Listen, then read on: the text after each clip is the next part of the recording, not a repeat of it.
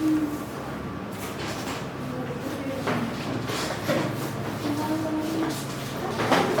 Evening all of you. Good evening sir. चलो आ जाओ। सबसे पहले आप हम लोग का देखिए, इसके पहले हम लोगों ने टॉपिक पढ़ा था नाउन। अब आज हम नया टॉपिक स्टार्ट करेंगे और नया टॉपिक हमारा क्या होगा,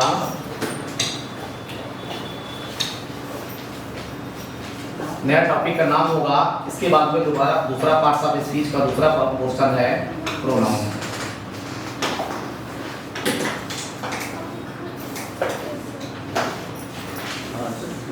प्रोनाउन देखिए सभी स्टूडेंट्स, प्रोनाउन होता क्या है? प्रोनाउन का मतलब क्या होता है? इसके पहले हम लोगों ने नाउन पढ़ा था। नाउन का मतलब ये था कि नाउन का मतलब पहले हम लोगों ने देखा, अब आज हम लोग पढ़ेंगे प्रोनाउन। नाउन का मतलब हम लोगों ने ये पढ़ा था कि एवरीथिंग इज नाउन, हर चीज क्या है? नाउन होती है। अब जब हर चीज नाउन होती है तो अब हम लोग इसके बारे में दूसरा टॉपिक स्टार्ट करेंगे, प्रोनाउन। प्रोनाउन का मतलब क्या होता है? प्रोनाउन का मतलब ये होता है कि प्रोनाउन इज अ वर्ड, ध्यान से समझिएगा बच्चा, यानी कि pronoun is a word which used instead of a noun. Pronoun का मतलब क्या होता है बेटा? Pronoun is a word which used instead of a noun. Pronoun वो शब्द है जो किसी नाउन के स्थान पर यूज किया जाता है। प्रोनाउन का मतलब क्या होता है? Pronoun is a word which is used instead of a noun. Pronoun वो शब्द है जो किसी नाउन के स्थान पर यूज किया जाता है। अब बात की जाती है साहब कि क्या ऐसी हमारे अंदर प्रॉब्लम थी, क्या दिक्कत हो रही थी कि प्रोनाउन को यूज किया नाउन के स्थान पर। सपोज दैट, यानी कि जैसे अगर हम बात करें, लिखा हुआ है रेखा, ध्यान से देखिएगा बच्चा लोग, Rekha cooks food for Rekha father, Rekha cooks food for Rekha father. देखिए ध्यान से समझिए माय डियर, यहाँ पर रेखा क्या है? आपका नाउन। रेखा क्या है? नाउन है। और इधर भी क्या है? रेखा क्या है? नाउन है। तो आप बताओ साहब, यहाँ पर लिखा हुआ है दोनों जगह, Rekha cooks food for Rekha father. Rekha अपने पिता के लिए भोजन बनाती है। तो आपने क्या किया? डबल नाउन को यूज किया सेंटेंस में। किसको यूज किया? डबल नाउन को यूज किया। तो क्या ये लगता है सेंटेंस आपको सही लिखा हुआ है? नहीं साहब, सेंटेंस ये टोटल रॉन्ग है, गलत है सेंटेंस। क्यों गलत है? क्योंकि आपने किसी सेंटेंस में किसका यूज कर दिया? नाउन को 2 बार रिपीट मार दिया। नाउन को कितनी बार रिपीट मार दिया? 2 बार रिपीट मार दिया। बात समझ में आई कि नहीं? जब नाउन को अगर किसी सेंटेंस में अगर when noun repeat more than 2 times that beauty will be टिकी। अगर कोई नाउन सेंटेंस में 2 या 2 से अधिक बार अगर प्रोनाउन नाउन को यूज कर देता है, सेंटेंस में सेम नाउन अगर आ गया तो सेंटेंस की ब्यूटी को क्या करता है? चला जाता है। सपोज दैट, जैसे मैं थोड़ा सा समझाऊंगा, 1 मिनट जस्ट वेट, बोर्ड को थोड़ा फिट कर ले।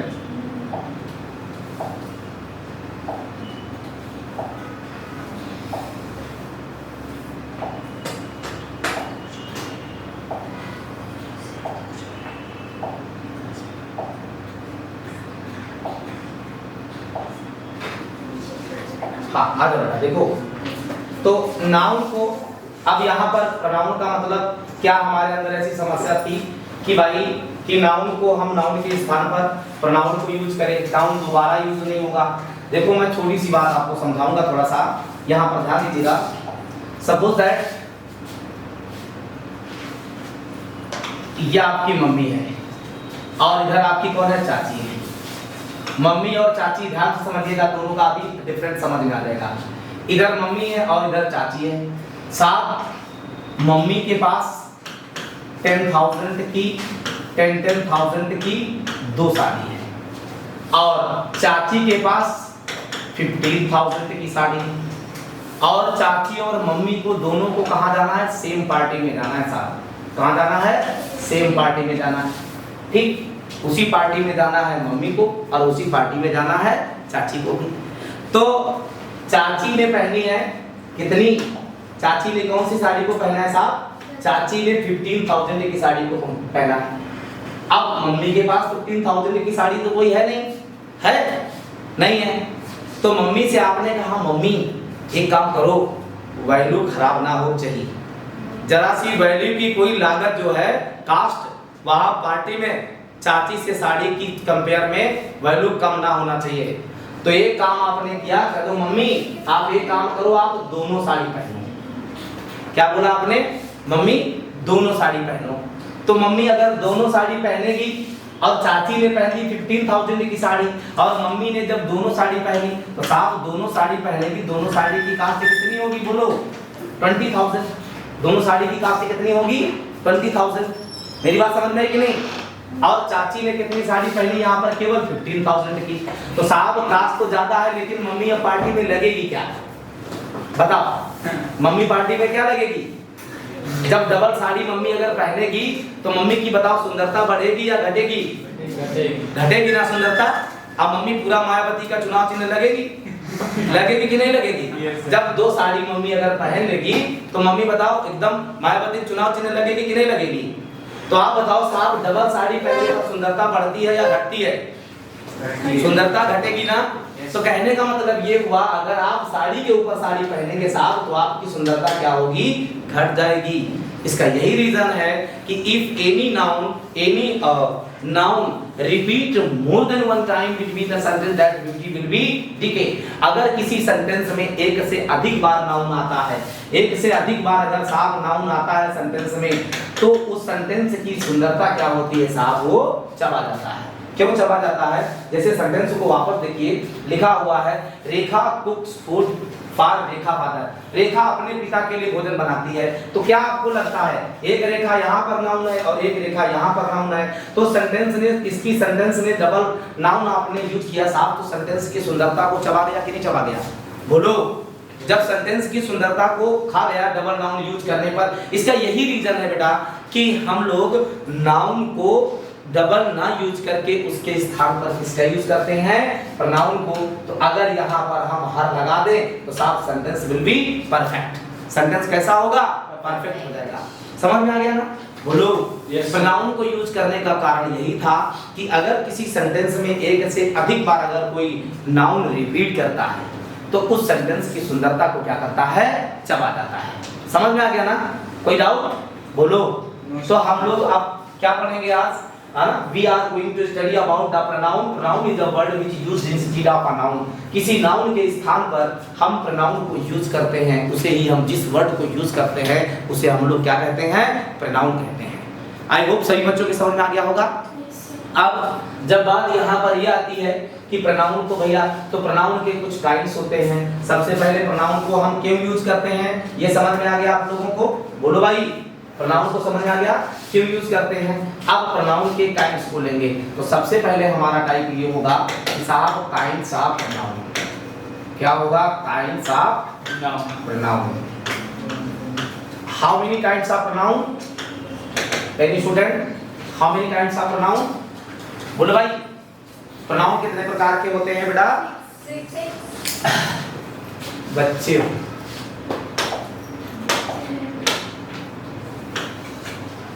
There are 11 kinds of pronoun. Pronoun कितने काइंड्स के होते हैं? 11 काइंड्स के प्रोनाउन होते हैं। हाई स्कूल स्तर तक आप लोगों को 7 पढ़ाए जाते हैं, कुछ ग्रामरियन 8 पढ़ा देते हैं। लेकिन जब आप कंपटीशन बेस पर पहुंचेंगे साहब तो आपको टोटल कितने काइंड्स पढ़ने को मिलेंगे? 11 काइंड्स पढ़ने को मिलेंगे। कितने काइंड्स पढ़ने को मिलेंगे? 11 काइंड्स पढ़ने को मिलेंगे। तो पहला हमारा कौन सा होता है साहब? Personal pronoun. कौन सा होता है? Personal pronoun. दूसरा हमारा होता है बेटा possessive of pronoun. Possessive of, no down, possessive of pronoun. Third होता है demonstrative pronoun. Demonstrative pronoun. Distributive pronoun.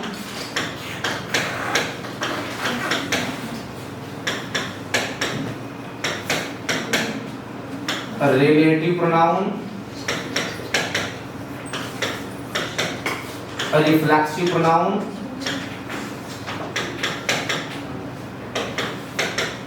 Reciprocal pronoun, जिसे रेसिप्रोकल प्रोनाउन भी कहा जाता है। Interrogative pronoun,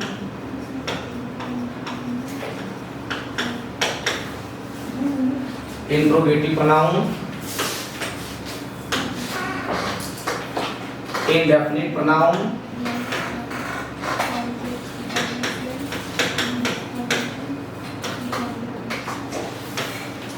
emphasizing pronoun, exclamatory pronoun।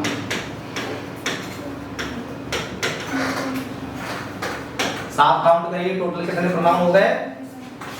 सारे प्रोनाउन को आप काउंट करेंगे 1 2 3 4 5 6 7 8 9 10 और 11। Note down, total 11 types pronoun हो गए। फटाफट जल्दी से नोट डाउन कर लीजिएगा। How many kinds of pronoun? Total 11 types of pronoun. Done, आगे बढ़े, जल्दी बोलो फटाफट।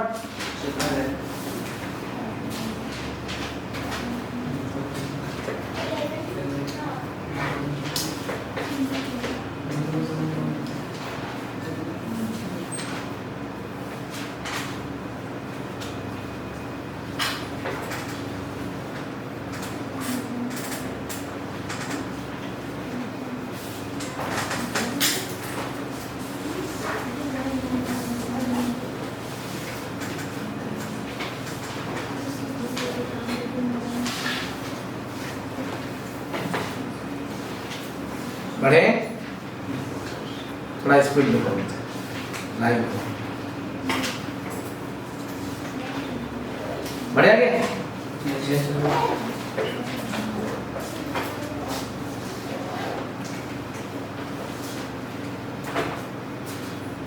Yes, sir.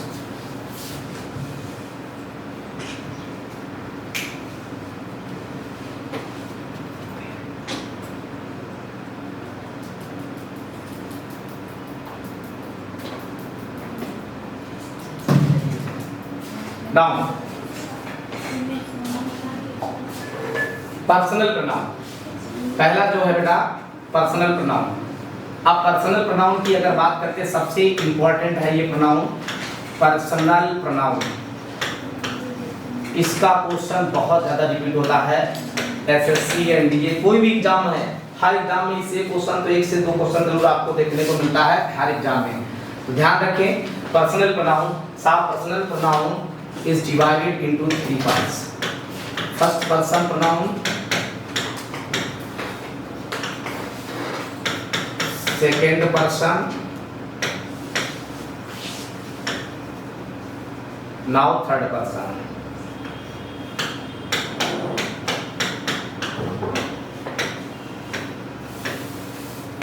Third person, first person की अगर हम लोग बात करता है तो फर्स्ट पर्सन की बात करेगा I, me, my, mine, mines, we, us, our, hours.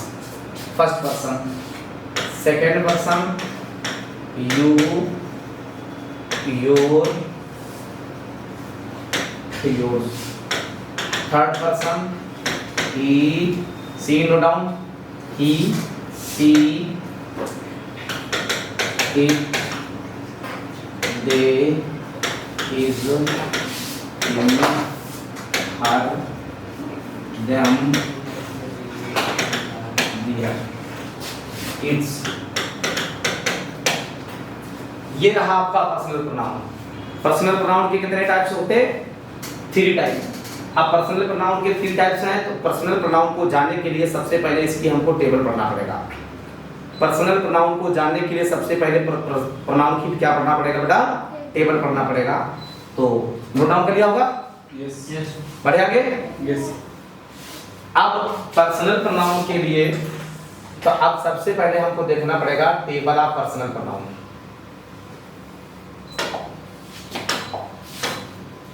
तो हेडिंग रहेगी table of personal pronoun.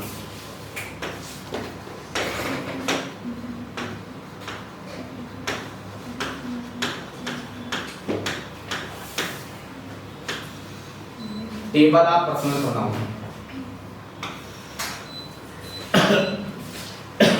Sorry,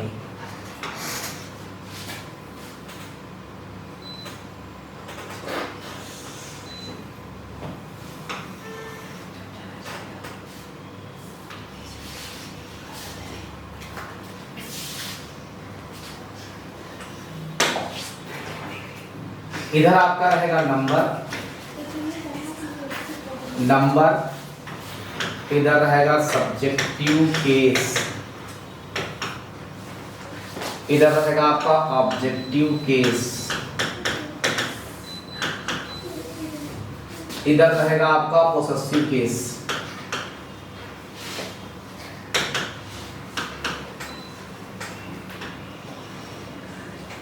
possessive case के दो जोनर होते हैं। पोसेसिव केस के कितने जोनर होते हैं? 2 जोनर्स होते हैं।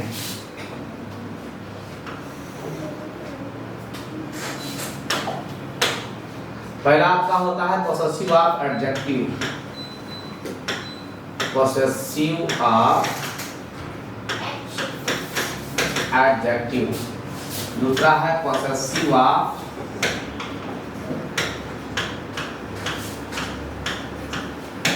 प्रोनाउन। अब नंबर में क्या होगा बेटा? नंबर की अगर हम लोग बात करेगा तो सबसे पहले बात होती है फर्स्ट पर्सन प्रोनाउन की। सबसे पहले बात किसकी होगी? फर्स्ट पर्सन प्रोनाउन की।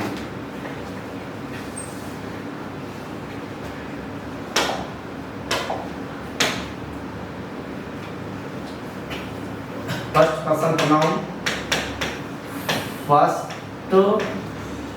Person pronoun.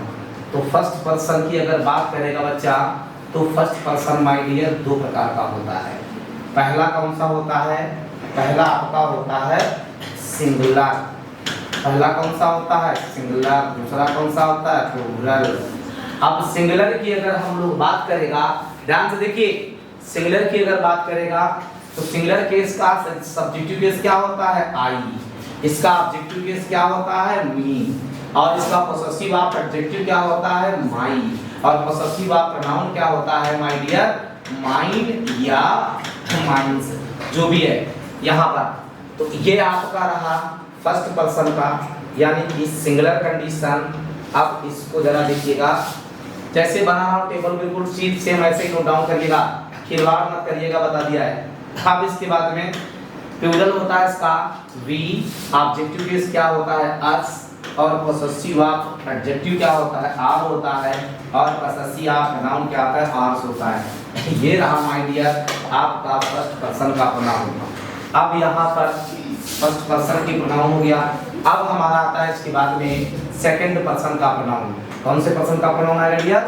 Second person. Second person में कौन कौन से होते हैं भैया? देखिए, सेकंड पर्सन का सिंगुलर प्लूरल कुछ भी नहीं होता है, ये बात ध्यान रखना।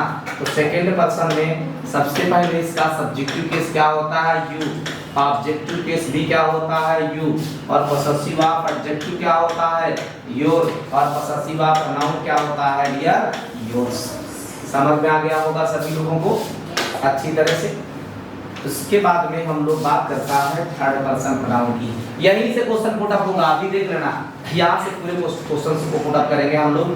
फिर इसके बाद आता है साहब third person pronoun. Third person को अगर हम ऐसे लिखेंगे तो ज्यादा बेहतर होगा, क्योंकि फिर लिखने में दिक्कत हो जाएगा। थर्ड पर्सन, थर्ड पर्सन में हम अगर बात करते हैं सिंगुलर की, थर्ड पर्सन में बात करेंगे सिंगुलर, इसकी बात करेंगे सिंगुलर। सिंगुलर का क्लासिफिकेशन करेंगे 2 टाइप्स। पहला क्या हो गया? M G. सेकंड क्या हो गया? F G. एम जी का मतलब क्या हुआ साहब? जल्दी से बोलो। एम जी का मतलब हो गया मैस्कुलिन जेंडर, और एफ का मतलब हो गया फीमेल जेंडर। एम जी का मतलब क्या हो गया? मैस्कुलिन जेंडर, और एफ का मतलब क्या हो गया? Female gender. ये थर्ड पर्सन का क्लासिफिकेशन चल रहा है, ध्यान रखना। तो मैस्कुलिन जेंडर का सब्जेक्टिव केस क्या होता है? ही। ऑब्जेक्टिव केस क्या होता है साहब? हिम। पोसेसिव क्या होता है इसका? हिज। और ध्यान रहे पॉसेसिव ऑफ प्रोनाउन में तो फिर हिज का यूज होता नहीं है, लेकिन अगर आप चाहो तो कुछ ग्रामरियन लोग दिखाते हैं हिज, लेकिन कुछ लोग नहीं दिखाते हैं। ठीक है, बात यहाँ पर ये है कि पॉसेसिव ऑफ जो प्रोनाउन है उसका यूज मॉडर्न इंग्लिश में हटा दिया गया है। वास्तविकता तो यही है, लेकिन अगर जबरदस्ती वाला कोई इरादा करे कि साहब नहीं है तो आप है तो फिर हिज लीजिए, हिज का हिज होगा तो भैया साउंड ऑफ स्नेक आ जाएगा। ठीक है, वो चीज समझ लीजिएगा। तो आपके ऊपर डिपेंड करता है, आप चाहे इसको लिखें या कट मार दें, कोई उसका इसी सुना ही है, जो यही है वही यही है। ठीक है, अब इसके बाद में बात आती है यानी कि फैमिली जेंडर। फैमिली जेंडर में कौन सा होगा साहब, इसका सब्जेक्टिव केस हमारे पास क्या होता है साहब, सब्जेक्टिव केस होता है सी, और ऑब्जेक्टिव केस क्या होता है माय डियर हर, पॉसेसिव क्या होता है इसका हर होता है, और पॉसेसिव ऑफ प्रोनाउन क्या होता है हर्ष होता है। क्या होता है, हर्ष होता है। हाँ, पहले सुन लो, आंखी कान खोल करके पढ़ा, इतना बता रहे उतना दे, ज्यादा काबिल ना बनो। आगे देखो, अब ये रहा आपका मैस्कुलिन जेंडर, सॉरी हाँ फैमिली जेंडर। अब इसके बाद में होता है, ये तो रहा सिंगुलर। अब साहब हम बात करेंगे किसकी, प्लूरल की। किसकी बात करेंगे, प्लूरल की। तो ये हमारा रहा प्लूरल, थर्ड पर्सन का जो प्लूरल, इसका क्या होता है साहब, सब्जेक्टिव केस क्या होता है, दे होता है, ऑब्जेक्टिव केस क्या होता है, देम होता है, और पॉसेसिव इसका क्या होता है, डियर होता है, और पॉसेसिव ऑफ एडजेक्टिव क्या होता है, डियर्स होता है। ये रहा हमारा प्लूरल। कौन सा रहा साहब, प्लूरल, ध्यान रहे। अब इसके बाद में एक आता है, इसका नाम होता है न्यूटर जेंडर। कौन सा होता है साहब, न्यूटर जेंडर होता है। क्या होता है, न्यूटर जेंडर। इसमें क्या क्या आता है, इसमें कुछ नहीं है, क्योंकि सीधी एक बात है, सब्जेक्टिव केस होगा इट, तो ऑब्जेक्टिव केस भी होता है। बेसिकली इट्स का भी यूज करते हैं, तो यहाँ पर इट्स हो गया, यहाँ पर हमारे पास इट्स हो गया, यहाँ पर हमारे पास इट्स हो गया। ये रहे आपके टोटल प्रोनाउन। भैया ध्यान से नोट कर लीजिएगा पूरा स्पीड के साथ में, जल्दी फटाफट नोट डाउन कर लीजिएगा। पर्सनल प्रोनाउन फाइंड आउट कर लीजिएगा। आप में से क्वेश्चन पुटअप कर रहे हैं, तुरंत मोबाइल से फोटो भी खींच सकते हैं, जल्दी से स्क्रीनशॉट भी ले सकते हैं।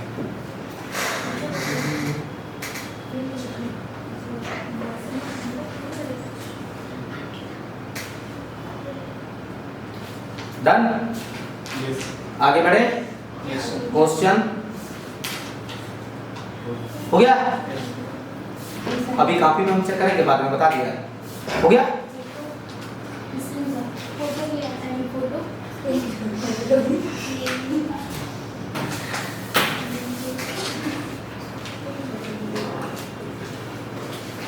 एक बढ़िया से फोटो लो।